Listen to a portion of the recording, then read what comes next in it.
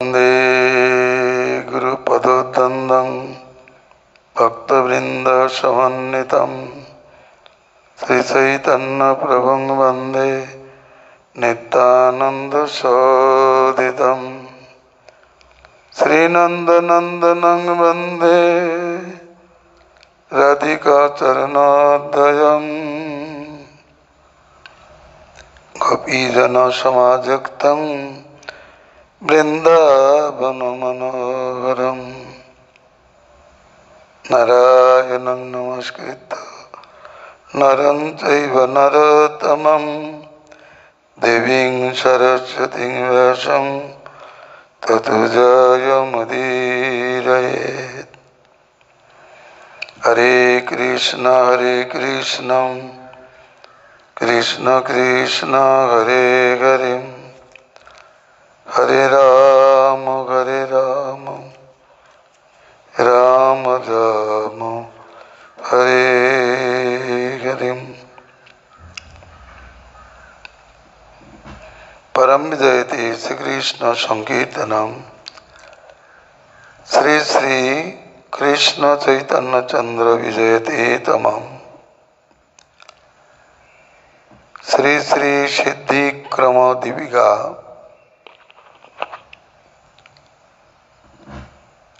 अतो अनर्थ निष्कृति सिद्धि आलोच्य विषय। गतकल तत्व विवेक भक्ति विषय आलोचित হয়েছিল। 10 प्रकार तत्वेर कथा आलोचित হয়েছিল। पद्य भक्तिविनोद ठाकुरेर दशमूल सिद्धान्तेर कथा आलोचना হয়েছিল।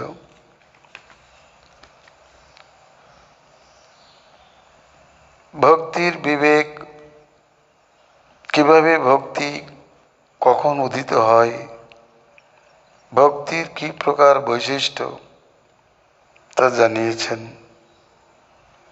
भक्तिरसामृत सिन्धुते भक्तिर 6 प्रकार वैशिष्ट्य गान करेছেন। जे वैशिष्ट्य ज्ञान हले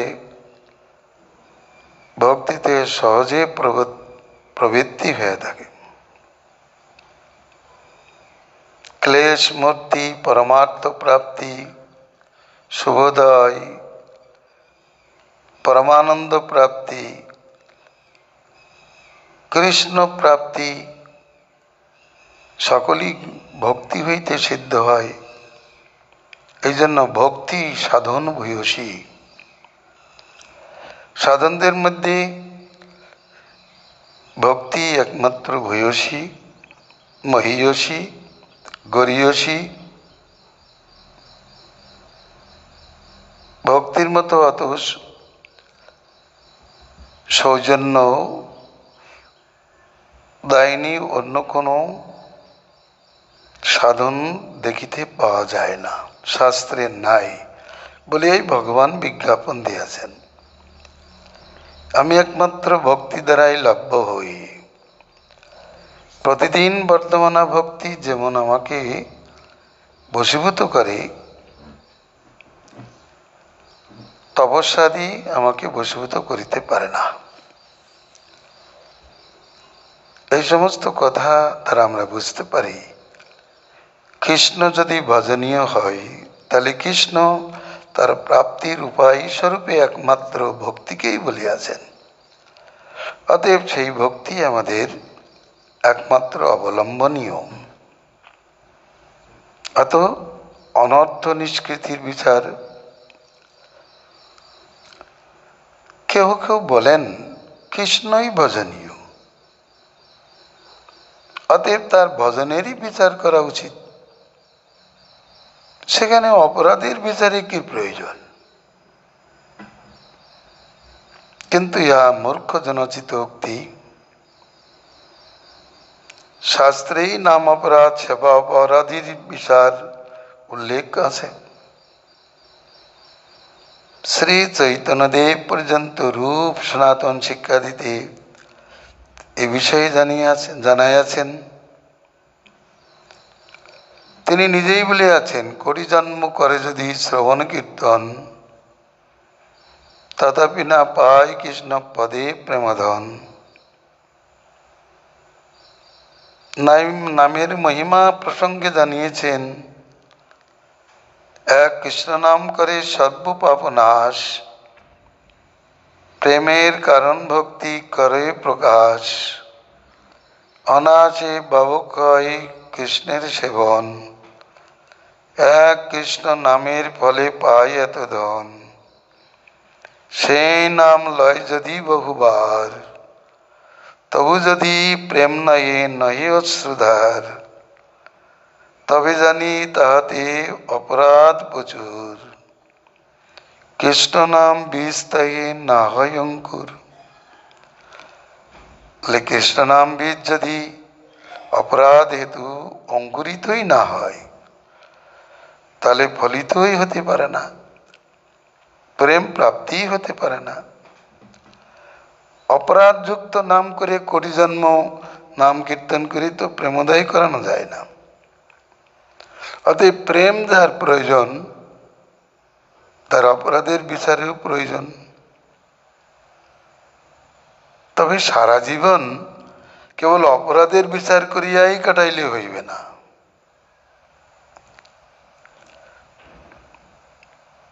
তাতে প্রেম সিদ্ধি হয় না। যেরূপ প্রশ্নপত্র নিয়েই 3 ঘন্টা কাটালে, উত্তর না লিখলে পরীক্ষায় উত্তীর্ণ হওয়া যায় না, তদ্রূপ অপরাধের বিচার করতে করতেই জীবন কাটালেই হবে না। সারা রাত্র ধরে মশারি টাঙাতে টাঙাতেই চলিলে হবে না। সারা রাত ধরে মশারি টাঙাচ্ছে, তাহলে সুখনিদ্রা পাবে কখন? হতে পারে না। এই অপরাধগুলি তো ভজনের বিষয় না, অপরাধ হচ্ছে সাবধানের বিষয়। অতএব অনর্থাদি অবগত হইয়া তা হইতে সাবধান হইয়া ভজনই করতাম। ভজনের সাবধানার্থেই অনর্থাদি অবগতির বিষয়, যা ভজনের বিষয় নাই। কারণ অপরাধযুক্ত নাম কীর্তনে কখনোই প্রেম লভ্য হয় না। সুতরাং নিতাই চাঁদের উপদেশ পালনীয়, অপরাধ শূন্য হইয়া লহ কৃষ্ণ নাম।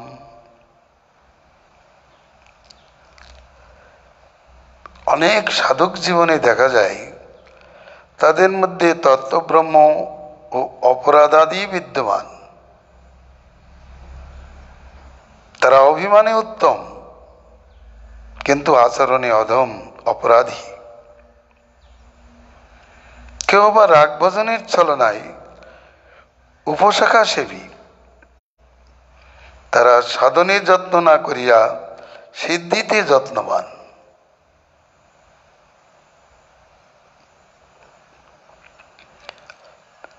এই জন্য ছিল ভক্তিবিনোদ ঠাকুর বলিয়াছেন, যতদিন এ সকল অনর্থ নাহি ছাড়ে, ততদিন ভক্তিলতা কভু নাহি বাড়ে। যদি বাড়তেই না পারে, চৈতন্যদেবের ভাষাও তাই, শেখ জল পায়া উপশাখা বাড়ি যায়, স্তব্ধ হইয়া মূল শাখা বাড়িতে না পায়। যদি বাড়তেই না পারে, যদি কৃষ্ণের চরণ কল্পবৃক্ষে নাই উঠতে পারে, তাহলে ভক্তিলতায় প্রেম ফল ফলবে কখন, কিভাবে? ফলতে পারে না। অতএব সাধক মাত্রেরই প্রথমেই অপরাধের বিচার জানা উচিত। অনর্থ কি? অনেক সময় ধর্মের বিচার করতে না পারিয়া অনেকে অধর্মকেই ধর্ম জ্ঞান করিয়া থাকেন। বিশেষত তামসিকগণ অধর্মকেই ধর্ম জ্ঞান করেন। ধর্মের মতো অধর্মের 5টি শাখা আছে। যদি কেউ না জানতে পারেন, তাহলে ওই অধর্মের 5 শাখার সেবা করিয়া কোনোদিন ধর্মফল কেউ লাভ করিতে পারেন না। এই জন্য শ্রীমদ্ ভাগবতে 7ম স্কন্ধে নারদ মুনি যুধিষ্ঠির মহারাজকে সেই অধর্মের পঞ্চশাখার পরিচয় শুনিয়েছেন। অনর্থ কাকে বলে? অনর্থ স্বরপাৎসাদি স্মৃতিকৃত আত্মবঞ্চক বিপর্যয় প্রবুদ্ধিকৃত ক্লেশ জনি ভব প্রভু। স্বরূপ আচ্ছাদনকারী, কৃষ্ণদাস্য স্বরূপের আচ্ছাদনকারী, সঙ্গে সঙ্গে কৃষ্ণ স্মৃতি অপহারী, তৎসঙ্গে আত্মবঞ্চনা পর বিপর্যয় বুদ্ধি বিস্তারকারী, ক্লেশের জনি স্বরূপ, সংসার বিহারী, এই প্রভুই অনর্থ সঙ্গ। একজন প্রভু যাই অনন্ত কোটি জীব জাতিকে সংসার চক্রে ভ্রামিত করিতেছে, একে প্রভু বলা হলো কেন? এতই প্রভাবশালী জীব কোনকে স্বরূপে আচ্ছাদন করে দেয়, তার প্রভাব কম। আবার কৃষ্ণ স্মৃতিকে হরণ করে, তাকে প্রভু তো বলতেই হয়, তার প্রভাব কম নয়। আত্মবঞ্চনা পর বিপর্যয় বুদ্ধি বিস্তারী, সমস্ত ক্লেশের জনি স্বরূপ এই অনর্থ। ভাগবতে বলেছেন যে অনর্থগুলি জীবের ক্লেশপ্রদ। এই অনর্থ মানুষকে সংসারেই ভ্রামিত করে। পরমার্থ নহে যাহা, পরমার্থের বিরোধী যাহা, পরমার্থ সাধনে বাধা দেয় যাহা,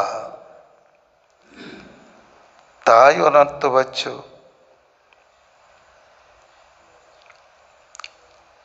শাস্ত্রে অনর্থ বিশ্লেষণ এই প্রকার করেছেন। মায়ামুগ্ধস্য জীবস্য কি অনর্থ চতুর্বিধম হৃদ্দুর্বল্যঞ্চ অপরাধ সতৃষ্ণা তত্ত্ব বিভ্রমম সতত্ত্বে পরতত্ত্বে চ সদ্য সাধন তত্ত্বয়ো বিরোধী বিষয়ে চৈব তত্ত্বর্বম চতুর্বিধম ঐক্যেষণা পারত্তিকেষু চৈষণা শুভম ভূতিবাঞ্ছা মুমুক্ষা চ হসতৃষ্ণাশ্চতুর্বিধম কৃষ্ণনাম স্বরূপেষু তদীয়োচিত গণেষু চম গেয়াবুধগণে নিত্যম অপরাধশ্চতুর্বিধম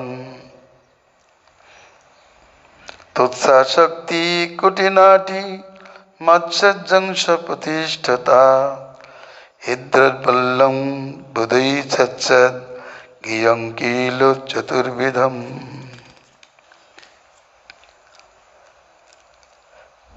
স্পষ্টই জানা যাচ্ছে মায়ামগ্ধ জীবের মধ্যে চতুর্বিধ অনর্থ বিদ্যমান। তা হৃদয় দুর্বলতা, অপরাধ, অসতৃষ্ণা, তত্ত্বভ্রমময়। তত্ত্বভ্রমের 4 প্রকার ভেদ বলেছেন। নিজ তত্ত্বে ভ্রম, পরতত্ত্বে ভ্রম, সাধ্য সাধন তত্ত্বে ভ্রম, আবার বিরোধী বিষয়ে ভ্রম। এ হলো কি? আর অসতৃষ্ণাও 4 প্রকার। মানুষ তো অসতৃষ্ণা নেই বসগুল, হরিনাম করছে। আজ এত ধর্মের বাড়াবাড়ি, ধর্ম নিয়ে খুবই চলছে, কিন্তু সেখানে অসতৃষ্ণা প্রচুর পরিমাণে বর্তমান। তীর্থ দর্শন,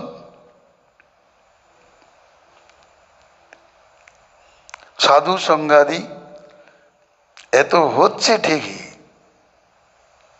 কিন্তু বাসনা তো প্রচুর। ইহলৌকিক ভোগ বাসনা, পারলৌকিক ভোগ বাসনা,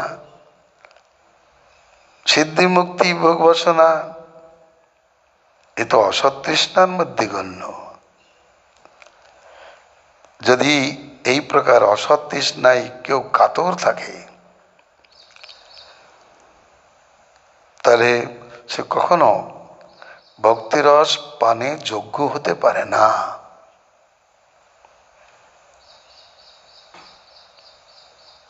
স্বরূপ ধর্মের অনুকূল বাসনাই সৎ, আর স্বরূপের বিরোধী বাসনাই অসৎ বাচ্য। অতএব এই অসৎ তৃষ্ণায় কাতর যারা, তাদের মন তো সে অসতেই থাকে। তৃষ্ণায় অত্যন্ত কাতর সে তো ওই চিন্তাই বিভোর থাকে, সে কোনোদিন অন্য চিন্তা করতে পারে না। কৃষ্ণ নাম ও স্বরূপে চিৎকঞ্জীব বৈষ্ণবাদিতে নিষিদ্ধাচার বেদে অপরাধ চারি প্রকার। তুচ্ছ বিষয়ে আসক্তি, ভজন করিলেও তুচ্ছ বিষয়ে আসক্তি থাকিলে, তুচ্ছ বিষয়ে আসক্তি তো দূরের কথা, এমনকি ইন্দ্রিয় তর্পণাদি ব্যাপারে সংসারের প্রতি আসক্তি থাকিলেও ভজনে সিদ্ধি করা কঠিন ব্যাপার। আসক্তি আসলেই কপটতার উদয় হয়। কপটতা সিদ্ধ করবার জন্য মাৎসর্যের উদয়। মাৎসর্য থাকিলেই প্রতিষ্ঠাদি হৃদয়কে দুর্বল করে ফেলে। অতএব নিষ্কৃতির পদ্ধতি কি?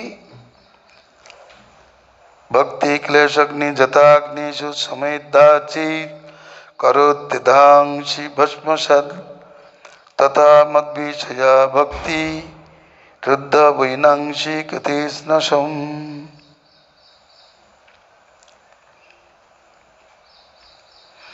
केचित् केवलया भक्त वसुदेव परायणम् अगं धन्वन्ति कार्ष्णेन निहरामिव भास्कर तं प्रत्यगात्मनि तथा भगवदनन्तम् आनन्दमात्रोपपन्न समस्तशक्तौ भक्तिं विधाय शनकै परमां शनकैरविद्या ग्रन्थिं विवेत्ससि ममागमिति पडूढमिति। भागवत वचने भक्तिरनंत हरिता सिद्धमेवं। অনর্থ নিষ্কৃতির উপায় কি? তার উপায় বলিতেছেন। অন্যায় ব্যতিরিক্তভাবে অনর্থ নিষ্কৃতি হয়। অনর্থ থেকে সাবধানতা থেকেও কিছুটা নিষ্কৃতি হয়, আর পরমার্থ বিষয়ে আবেশ হেতু অনর্থ থেকে নিবৃত্তি হয়। আমি কে, আমার স্বরূপ কি, আমার আরাধ্য কে, তার স্বরূপই বা কি, সাধ্যই বা কি, আর সাধনই বা কি, তথা আমাদের বিরোধী ভাবই কি, এই সকল বিষয়ের জ্ঞান নাই যেখানে, সেখানেই তো তত্ত্বব্রহ্মাদি বিদ্যমান।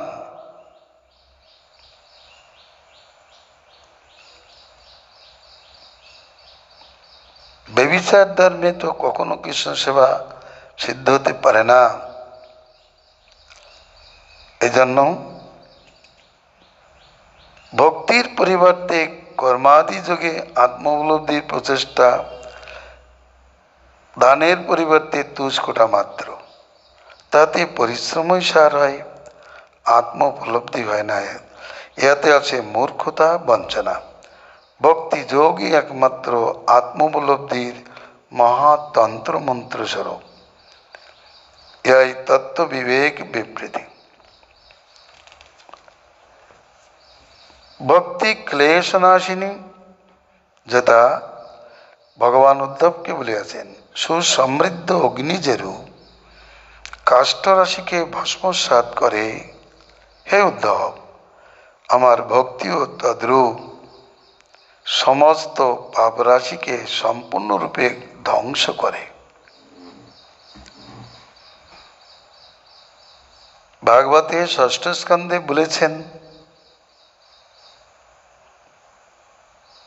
অজামিল উপাখ্যান প্রসঙ্গে যে কোনো কোনো বাসুদেব পরায়ণ, সুখদেব বলেছেন, কোনো কোনো বাসুদেব পরায়ণ কেবল ভক্তি দ্বারা সকল পাপ নাশ করেন, যেরূপ সূর্য অন্ধকার কুয়াশাকে দূর করে। দুবের প্রতি মনুর উক্তি, তোমার মধ্যে অবিদ্যার প্রবেশ হয়েছে, তুমি পঞ্চমূর্ষি বালক রূপে ভগবানের আরাধনা করিয়া সিদ্ধ মনোরথ হইয়াছ, কিন্তু ভাতৃপদ হেতু আজ তোমার চিত্তে অনেক অবিদ্যা প্রবেশ করিয়াছে, যার জন্য তুমি নিষিদ্ধাচারে রত হইয়াছ। এ আমাদের কুলোচিত ধর্ম নয়, এ বৈষ্ণব জনচিত আচরণ নহে। একজন যক্ষ তোমার ভ্রাতাকে বধ করিয়াছে, তার বিনিময়ে তুমি সহস্র সহস্র যক্ষকে হত্যা করিতেছ। এই প্রাণী পীড়ন থেকে তুমি বিরত হও, তুমি আত্মধর্মকে স্মরণ করো। তোমার এই হৃদয় গ্রন্থি ভেদ করিতে গেলে ভগবানের ভজন একান্ত প্রয়োজন। অতএব ধ্রুব, তুমি প্রত্যগাত্মা আনন্দ স্বরূপ, সমস্ত শক্তির ঈশ্বর ভগবান অনন্তে পরমা ভক্তি বিধান করত। আমিও আমার রূপ পরম অবিদ্যা গ্রন্থিকে ছেদন করিতে সমর্থ হইবে ইত্যাদি ভাগবত বচন দ্বারা ভক্তির অনর্থহারিতা সিদ্ধ হয়।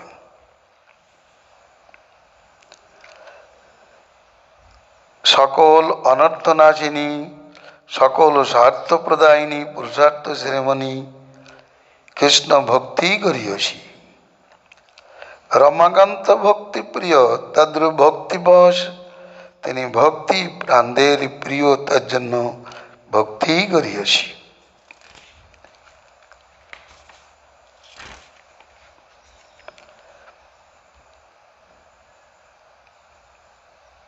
ভক্তিবৃদ বৎসলো কৃষ্ণ ভক্তিরস পরায়ণম, ভক্তি যোগ বিলাসসৌ তস্মাৎ ভক্তি বরিয়সী। ভক্তিরাসোত্তম শ্লোক সন্তোষ সম্প্রসাদিকাম, তস্মাৎ ভক্তিরনুষ্ঠেয়স তন্মাধুর্য পিপাসুভিঃ। ভক্তিরেব হি জীবনম সর্বো ধর্মমুত্তমম, সিদ্ধি মুক্তি প্রচুর ভক্তি জ্ঞান বৈরাগ্য ভাবনী। চন্দ্রানন্দ নিধির ভক্তি অহৈতুকাপনপায়িনী, নবায়মান মাধুর্য রসাম্বোধি সনাতনী। অনর্থপোষমং সাক্ষাৎ ভক্তি যোগ মধুক্ষজে, লোকসাজানত বিদ্বাংস सक्रे सत्ततो संगीतम।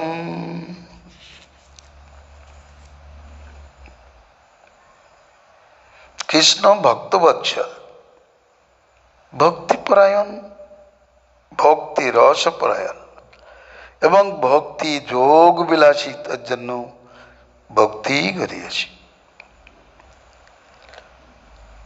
ভক্তি যে কেবল অনর্থ হারিনি তা নয়, পরমার্থ প্রদায়িনী। অতএব এই অনর্থ থেকে মুক্ত হইয়া পরমার্থ সিদ্ধির জন্য শুদ্ধ ভক্তিকে আশ্রয় করার প্রয়োজন। ভক্তি একমাত্র আশু উত্তম শ্লোক শ্রীহরি সন্তোষ সম্পাদিকা। কৃষ্ণ মাধুর্য পিপাসুদের পক্ষে ভক্তি একমাত্র অনুষ্ঠেয়। ভক্তি জীববৃন্দের সর্বোত্তম স্বরূপ ধর্ম। ভক্তি সিদ্ধি মুক্তির জননী ও জ্ঞান বৈরাগ্যের ভাবনী। মুক্তিকেও জন্ম দিয়ে ভোগ সিদ্ধি মুক্তির জননী, আবার জ্ঞান বৈরাগ্যেরও জননী হরিভক্তি। ভাগবতে বলেছেন, ভগবান বাসুদেবী ভক্তিযোগ প্রযুক্ত হইলে অহেতুকী জ্ঞান এবং বৈরাগ্যের উদয় হয়। মুক্তির জননী ব্রহ্মজ্ঞানীগণ এই পরিচয় না জানিয়া মুক্তিকেই শ্রেষ্ঠ বলে থাকেন। প্রগাঢ় আনন্দের নিধি হইল ভক্তি। এই ভক্তি অহেতুকী, অনপায়িনী এবং নবনব মাধুর্য রসের সাগরী সনাতনী স্বরূপা। উপসংহারে বক্তব্য, অদক্ষজ শ্রীহরিতে সাক্ষাৎ ভক্তিযোগ লোকের অনর্থের উপশম করিয়া জানিয়াই বিদ্বান বেদব্যাস শ্রীকৃষ্ণ দ্বৈপায়নমণি ভক্তিযোগময় সাত্তত সংহিতারু শ্রীমদ্ ভাগবত রচনা করেন। এই চরম বাক্য দ্বারাও অনর্থ নিষ্কৃতির উদ্দেশ্য পাওয়া যায়। অতএব সিদ্ধান্ত হয় ভক্তি অনর্থ হারিনি। মুখ্যত ভক্তি অনর্থ হারিনি। কখনো কখনো সাধুসঙ্গ হইতেও কিছু অনর্থ নিবৃত্ত হয়, কিন্তু অনর্থের মূল নিবৃত্ত করিতে গেলে ভক্তিযোগ আশ্রয়ে একান্ত প্রয়োজন। কেন? সাধুসঙ্গ হইতে সাবধানতার উদয় হয় বটে, কিন্তু মানুষের মনে আবার কুতূহল জাগে। যেমন দেখা যায়, স্ত্রী সঙ্গের পরিণাম সাধুসঙ্গ হইতে শ্রবণ করেন, সাবধান হয় বটে, কিন্তু আবার তাদের অন্তরে কখনো কখনো স্ত্রী সঙ্গের পিপাসা জাগ্রত হয়। বাইরে প্রকাশিত না হলেও মনে মনেই চলতে থাকে। পরন্তু ভক্তি যোগের উদয় হলে অন্তর থেকে ওই স্ত্রী সঙ্গের স্পৃহাটা পর্যন্ত দূরে সরে যায়। সাধুসঙ্গ হইতে স্ত্রী সঙ্গ থেকে দূরে থাকে, শরীরটা দূরে থাকে, মনটা দূরে অনেক সময় থাকে না। মনটাকে সেই স্ত্রী সঙ্গ থেকে দূরে আনতে গেলে ভজনের প্রয়োজন। ভক্তিরস যখন প্রাপ্তি হয়, তত্ত্ব বিবেক যখন উদিত হয়, তখনই অন্তর থেকে স্পৃহাটাও কেটে যায়। এই জন্য ভক্তি যোগের প্রয়োজন। কেবল শুধু সাধু সঙ্গ করাই প্রয়োজন হবে না। অনর্থ নিবৃত্ত সাধু সঙ্গেই সকল অনর্থ নিবৃত্ত হয় না। ব্যক্তি সাধন ভক্তি যোগেই হয়, তার মূল নিবৃত্ত হয়ে যায়। কারণ ভক্তিরস প্রাপ্ত হলে অনেকেই বলে থাকেন স্ত্রী পুত্রাদি কি পুরুষার্থ আছে। ঠিকই, চিত্রকেতু রাজা ধার্মিক ছিলেন, কিন্তু তার মোহ ছিল। এই মোহটি কাটাতে গেলে ভজনের প্রয়োজন। এই মোহটা কেটেছিল কখন? নারদের উপদেশে অনেকটা কেটে গিয়েছিলেন, কিন্তু যখন ভজন ক্রমে ভগবানের সাক্ষাৎকার করলেন, অনন্তদেবের সাক্ষাৎকার হলো, তখন তার মূল একবার নির্মূল হয়ে গেল। এই জন্য অনর্থ নিষ্কৃতি একটা উপায় বিশেষ। অনর্থের একটি ক্রম, অনর্থ নিয়েই ভগবানের কাছে যাওয়া যাবে না, অনর্থ ছেড়েই যেতে হবে। কেউ যেন মনে না করেন আমরা অনর্থ সহ ভগবানের কাছে উপস্থিত হব। ভগবান গীতায় বলেছেন সর্বধর্মান পরিত্যাজ্য মামেকং শরণং ভজ। যে সমস্ত ধর্ম হইতে তোমার মাথা ব্যথা উপস্থিত হয়েছে, যে সমস্ত ধর্ম হইতে তোমার সমস্যার সমাধান হইতেছে না, যে ধর্মকর্ম করে তোমার মনোগ্লানি গেল না, তুমি সমস্যার সমাধান করিতে পারিতেছ না, আত্যন্তিক শ্রেয় কি তা জানিতে পারিতেছ না, তাহলে ওই ধর্মগুলি ছেড়ে প্রকৃত মঙ্গলের জন্য আমার কাছে এসো। যদি অর্জুন বলেন সেইগুলো নিয়ে তোমার কাছে আসলে কি অসুবিধে? বলে সেইগুলো নিয়ে আসলে তোমাকে উদ্বেগ দিতে থাকবে, তুমি আমার কথা, আমার মতে, আমার পথে থাকতে পারবে না, চলতে পারবে না।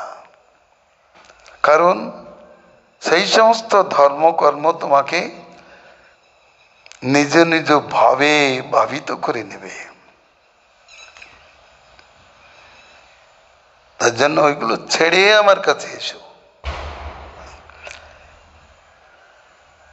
আমার কাছে আসলে যদি কল্যাণ প্রাপ্তির সম্ভাবনা তোমার থাকে, তবে সেগুলি ছেড়ে চলে এসো।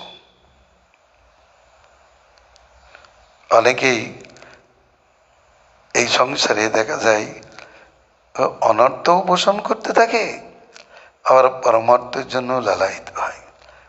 অসৎসঙ্গও করে, আবার সাধু সঙ্গও করে।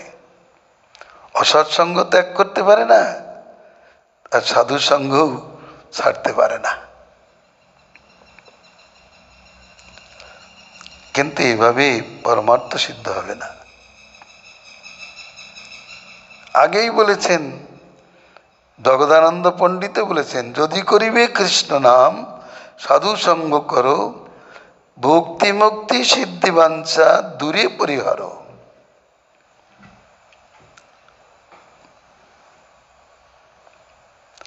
আগেই বললেন এই কথা যে ভক্তি মুক্তি সিদ্ধি বাঞ্ছা দূরে পরিহার।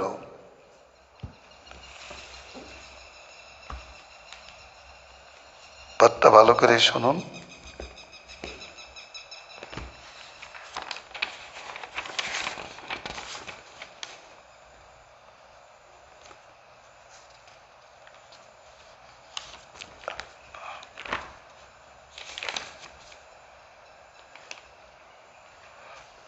অসাধু সঙ্গে ভাই কৃষ্ণ নাম নাই হয়, নামাক্ষর বাহিরায় নাম কবু নয়, সদাই নাম অপরাধ কবু নামাভাস, এসব জানিবে ভাই কৃষ্ণ ভক্তির বাদ। যদি করিবে কৃষ্ণ নাম সাধু সঙ্গ করো, ভক্তি মুক্তি সিদ্ধি বাঞ্ছা দূরে পরিহর। দশ অপরাধ ত্যাজ মান অপমান, অনাসক্তি বিষয় ভঞ্জ আর লহ কৃষ্ণ নাম। কৃষ্ণ ভক্তির অনুকূল সব করো স্বীকার, কৃষ্ণ ভক্তির প্রতিকূল সব করো পরিহার। জ্ঞান যোগ চেষ্টা ছাড়ো আর কর্মসঙ্গ, মর্কট বৈরাগ্য ত্যাজ জাতি দেহরঙ্গ। কৃষ্ণ মরে পালে রাখে জানো চিরকাল, আত্মনিবেদন দন্যে ঘুচাও জঞ্জাল। সাধু পাওয়া কষ্ট বড় জীবের জানিয়া, সাধু ভক্ত রূপে কৃষ্ণ আইল নদিয়া। ঘোরা পদ আশ্রয় করো বুদ্ধিমান, ঘোরা বই সাধু গুরু আছে কে বায়ান। গৌরজন সঙ্গ করো গৌরাঙ্গ বলিয়া, হরে কৃষ্ণ নাম বলো নাচিয়া নাচিয়া। তাহলে নাম ভজনের প্রণালী এরূপ বলিয়াছেন। এই জন্য এই বিষয়গুলো আমাদের জানতে হবে। সাবধানতার সহিত নাম করিলে আমাদের নাম ভজনে অবশ্যই প্রয়োজন সিদ্ধ হইবে। এই জন্য ওই কথাটা বলা হয়েছে। এরপর আমাদের আলোচ্য বিষয় হবে নিষ্ঠা সিদ্ধি। অনর্থ না গেলে নিষ্ঠার উদয় হবে না। এরা অনন্যাপেক্ষী। সাধু সঙ্গ না হলে ভজন ক্রিয়া আরম্ভ হয় না। কৃষ্ণ কৃপা না হলে সাধু সঙ্গ হয় না, বা শ্রদ্ধা না হলে সাধু সঙ্গ হয় না। সাধু সঙ্গ না হলে ভজন ক্রিয়া আরম্ভ হয় না। ভজন ক্রিয়া না আরম্ভ হলে অনর্থ নিবৃত্তি হয় না। অনর্থ নিবৃত্তি না হলে নিষ্ঠা হয় না। নিষ্ঠা না করলে রুচির উদয় হয় না। তারপরে আসক্তিও আসে না। আগে আসক্তি, তারপরে অনর্থ নিবৃত্তি, তা নয়। নিষ্ঠা, রুচির পরে আসক্তির স্তর, তারপরে ভাব, তারপর প্রেম। অনর্থগ্রস্ত অবস্থায় ভাব বা প্রেমও হয় না। বা প্রকৃত নিষ্ঠা, রুচি, যা যে ভাব আদি দেখা যায়, সেগুলো প্রকৃত ভাব নয়, তা প্রকৃত নিষ্ঠা নয়, প্রকৃত রুচি নয়, প্রকৃত ভাব নয়। কোন একজন পাঠক গুরু তিনি বলেছেন যে অনর্থগ্রস্ত অবস্থায় রাগ ভজন করা যায়। সেই জন্য জনৈক সাধক তিনি একটু নারী সঙ্গী ছিলেন। তার জন্য তাকে সমাজ থেকে, মঠ থেকে বের করে দিয়েছেন। তিনি এখন রাগ ভজনে প্রবৃত্ত হলেন। দেখা গেল তিনি শুনেছেন যে অনর্থগ্রস্ত অবস্থায় রাগ ভজন করা যায়। আর কি, ভজন নিলেন, মঞ্জরি প্রণালী প্রাপ্ত হলেন। ভজন করতে করতে 1 বছরের মধ্যেই আবার আর একটি মঞ্জরির সঙ্গিনী হয়ে গেলেন। সংসারের ফল ফলতে লাগলো। এটা কি সদুপদেশ? অনর্থগ্রস্ত অবস্থায় এগুলি কর্তব্য। ব্যাকরণ পড়তে পড়তেই কাব্যরস আস্বাদন সম্ভব? কখনোই না। এই জন্য এই ক্রমপন্থা পরিত্যাগ করিলেই অসুবিধায়। সাবধানে ক্রম ধরো যদি সিদ্ধি চাও, সাধু চরিত দেখি শুদ্ধ ভক্তি পাও। যদি ক্রম না ধরতে পারো তাহলে সিদ্ধি প্রাপ্ত হবে না। আমার শ্রীরূপ গোস্বামীপাদ ক্রমপন্থায়ের প্রেমোৎপত্তির জানিয়েছেন। চৈতন্যদেব সনাতন শিক্ষা বা রূপ শিক্ষা ওই কথাই বলেছেন। সাধুকানাং অয়ং প্রেমনা অয়ং প্রেমন প্রাদুর্ভাবেদ ভাবেদ কর্ম। প্রেমোৎপত্তির এইটা কর্ম, এই ক্রমেই হবে। এই ক্রম অতিক্রম করেই নয়। অনর্থগ্রস্ত অবস্থায় প্রেম রাজ্যে প্রবেশ করতে পারবে না, রাগ ভজনে প্রবৃত্তি হবে না। যার বিষয়ে রাগ আছে তার কোনোদিন কৃষ্ণে অনুরাগ জাগ্রত হতে পারে না। যদি হয় তাহলে মলমাছির মতো হয়। এই মলমাছি মিষ্টির পরে বসে, আবার মরের পরেও বসে। কিন্তু এই মলমাছিকে শাস্ত্রে সমাদর করেন নাই, কিন্তু মধুমক্ষিকাকে আদর্শ স্বরূপে স্বীকার করেছেন। মধুমক্ষিকার শিক্ষাই গ্রহণীয় বলিয়াছেন। গোবিন্দেতি মঙ্গলম। হরে কৃষ্ণ কৃষ্ণ কৃষ্ণ হরে হরে, হরে রাম রাম রাম।